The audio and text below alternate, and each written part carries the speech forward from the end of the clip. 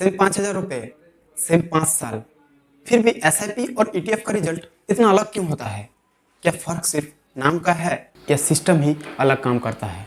यहाँ पे सबसे बड़ी प्रॉब्लम यह है, लोग पैसा इन्वेस्ट शुरू करना तो स्टार्ट कर देते हैं, पर ये समझे बिना कि गेम एक्चुअली चल कैसे रहा है। और इसी वजह से सेम अमाउंट इन्वेस्ट करने के बाद भी किसी का पैसा फास्ट ग्रो करता है, किसी का स्लो। इस वीडियो में मैं आपको सिंपल एग्जांपल के साथ दिखाने वाला हूँ 5,000 रुपये एसआईपी वर्सेस 5,000 रुपये ईटीएफ, 5 साल बाद रियल डिफरेंस क्या होता है। और एंड तक आपको ये क्लियर हो जाएगा आपको एग्जैक्टली क्या चूज़ करना चाहिए। और जो आप सोच रहे हो एसआईपी सेफ है, ईटीएफ रिस्की है, वो इनकम्प्लीट ट्रूथ है। रियल गेम क्या है वो आज समझ आएगा। चलो एक रियल सिचुएशन इमेजिन करते हैं। दो लोग हैं, रवि और अमन। दोनों 5,000 रुपये इन्वेस्ट करते हैं। दोनों का गोल सेम है, पैसा ग्रो करना है। रवि ने एसआईपी स्टार्ट की और अमन ने ईटीएफ लिया। स्टार्टिंग में दोनों खुश थे क्योंकि वो इन्वेस्ट कर रहे थे। 1 साल बाद डिफरेंस शुरू हुआ और 5 साल बाद ये गैप और बड़ा हो गया। क्यों? ये समझना ही इस वीडियो का मेन पॉइंट है। लोग एसआईपी को सिर्फ एक इन्वेस्टमेंट टूल समझते हैं, पर एसआईपी एक बिहेवियर सिस्टम है।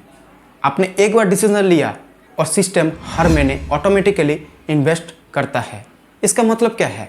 आपका इमोशन, मार्केट का मूड, न्यूज़, कुछ भी हो, आपका इन्वेस्टमेंट रुकता नहीं है। एसआईपी में सिस्टम आपको कंट्रोल करता है और इसी वजह से लोग गलती कम करते हैं। आप बिज़ी हो, जॉब में हो, स्ट्रेस में हो, फिर भी एसआईपी चलता रहेगा।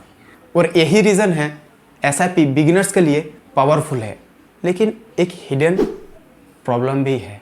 आप इन्वेस्ट तो कर रहे हो पर सीख नहीं रहे हो। अब ईटीएफ को समझते हैं। ईटीएफ में आप डायरेक्टली मार्केट के साथ कनेक्टेड हो। आप डिसाइड करते हो कब बाय करना है, कब होल्ड करना है, कब एग्जिट करना है। यहाँ फ्रीडम है, पर फ्रीडम के साथ रिस्पॉन्सिबिलिटी भी आती है। ईटीएफ में आपको खुद को कंट्रोल करना पड़ता है। मार्केट गिरा, आप डर सकते हो। मार्केट ऊपर उठा, आप ग्रीड में आ सकते हो। और यहीं पे मेजॉरिटी लोग फेल हो जाते हैं। लोग मार्केट से ज़्यादा अपने इमोशन से हार जाते हैं। एसआईपी डिसिप्लिन इन्फोर्स करता है और ईटीएफ डिसिप्लिन डिमांड करता है। एसआईपी में डिसीजन एक बार, ईटीएफ में डिसीजन हर बार। एसआईपी में स्ट्रेस कम और ईटीएफ में स्ट्रेस ज़्यादा। अगर मार्केट 10% गिरा, एसआईपी वाला इन्वेस्ट करता रहेगा, ईटीएफ वाला सोचता रहेगा अभी बाय करूँ या वेट करूँ। और डिले ही सबसे बड़ा लॉस होता है।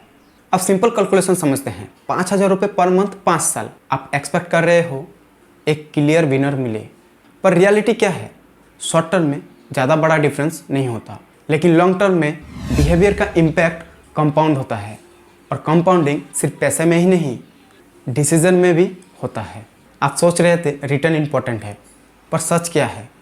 रिटर्न नहीं, बिहेवियर रिटर्न डिसाइड करता है। मार्केट गिरता है, एसआईपी वाला इन्वेस्ट करता रहेगा, ईटीएफ वाला रुक सकता है। और वही एक ब्रेक फ्यूचर में लाखों का गैप बना सकता है। इन्वेस्टिंग में सबसे बड़ा रिस्क मार्केट नहीं, आपका डिसीजन है। तो एसआईपी बेटर है या ईटीएफ? अगर आप बिगिनर हो, सिंपल चाहते हो, कंसिस्टेंसी चाहते हो, एसआईपी चूज़ करो। अगर आप सीखना चाहते हो, कंट्रोल लेना चाहते हो, ईटीएफ चूज़ करो।